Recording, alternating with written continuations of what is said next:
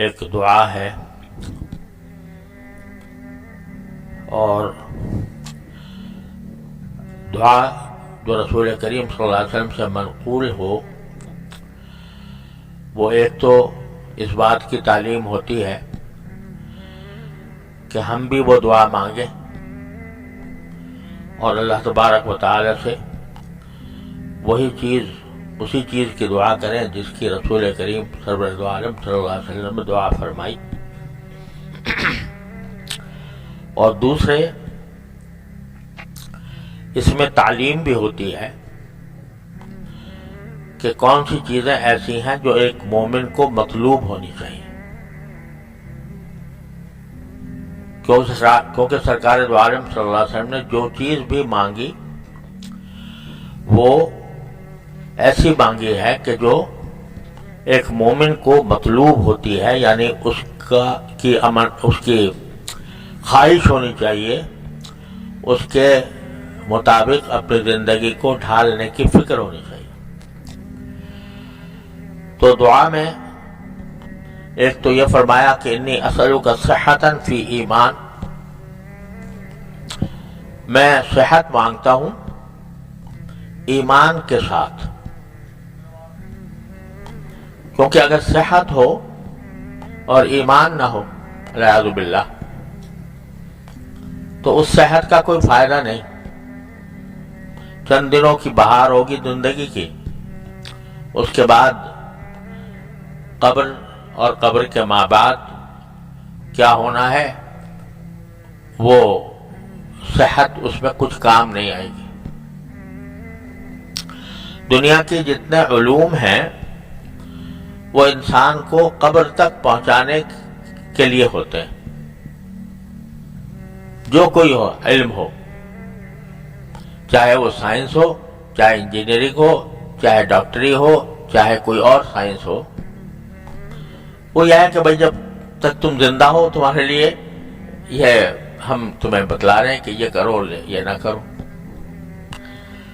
اور اسلام کی تعلیمات شروع ہوتی ہیں قبر ہی سے، کہ قبر کے بعد قبر میں کیا ہونا ہے اور قبر کے بعد کیا ہونا ہے۔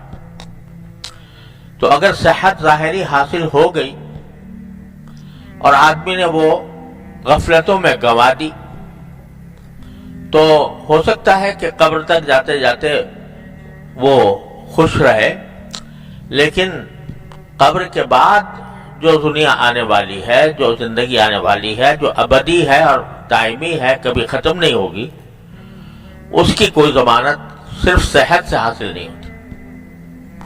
جب تک اس کے ساتھ ایمان نہ ہو۔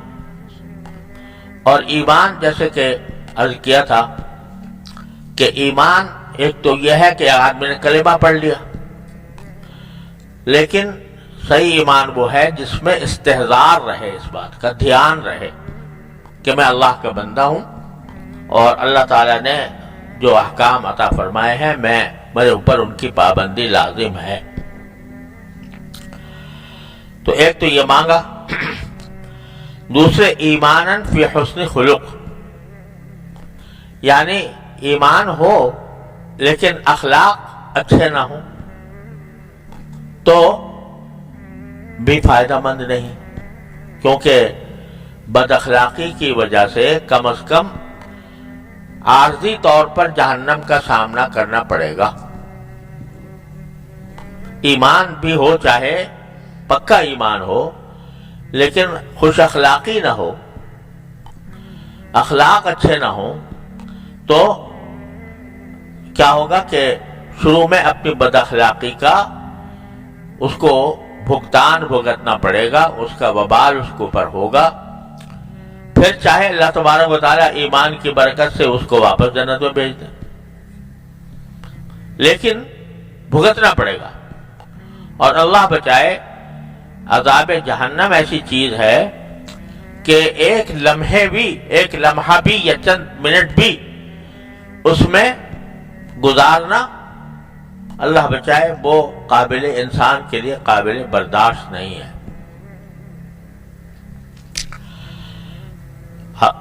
نبی کریم صلی اللہ علیہ وسلم نے فرمایا اپنے چچا ابو طالب کے بارے میں جنہوں نے قدم قدم پر رسول کریم صلی اللہ علیہ وسلم کی مدد کی اور اپنی ساری برادری سے لڑائی مول لی رسول کریم صلی اللہ علیہ وسلم کی خاطر، لیکن آخر وقت تک ایمان نہ لا سکے۔ تو آپ لوگوں نے پوچھا کہ ان کا کیا انجام ہوگا، تو آپ نے فرمایا سب سے کم تر ہلکا عذاب ابو طالب کو ہوگا، لیکن وہ اس طرح ہوگا کہ ان کے پاؤں میں آگ ہوگی، پاؤں پر صرف، لیکن ایسی ہوگی کہ اس سے ان کا دماغ کھول رہا ہوگا۔ اللہ بچائے۔ سب سے کم تر، سب سے خفیف، سب سے ہلکا عذاب یہ ہوگا۔ تو ایک مومن اگر اپنے ایمان کی وجہ سے چاہے آخر میں جنت میں چلا جائے، لیکن جو اپنے اعمال اور اخلاق کی جو سزا بھگتے گا وہ بھی کوئی ایسی نہیں ہے کہ جو آدمی کے لیے قابل برداشت ہو۔ ایک لمحے کی سزا بھی قابل برداشت نہیں ہوتی۔ اس لیے ایمان کے ساتھ حسن اخلاق لازمی ہے۔ اور جو دو باتیں کل میں پچھلے اتوار کو میں نے عرض کی تھی وہ خاص طور پر، کیونکہ حسن اخلاق کیا ہے کہ نبی کریم سرور عالم صلی اللہ علیہ وسلم کی سنت کی اتباع۔ حضرت عائشہ صدیقہ رضی اللہ تعالیٰ عنہ سے پوچھا گیا کہ نبی کریم صلی اللہ علیہ وسلم کے اخلاق کیسے تھے، تو آپ نے فرمایا کہ آپ کے اخلاق قرآن میں دیکھ لو، جو قرآن